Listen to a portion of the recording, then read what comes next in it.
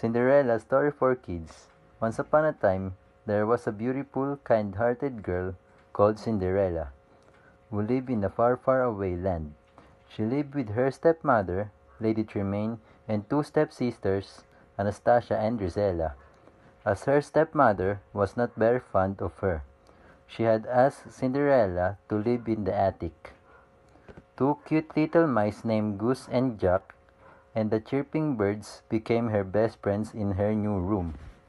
Her stepmother and stepsisters made her do all their household chores. Cinderella woke up early in the morning when it was still all dark to start the fire for their household. She cooked all meals, worked in the kitchen, and kept the fire going to warm their house. Poor Cinderella used to get ashes and cinders all over her clothes and body from the fire.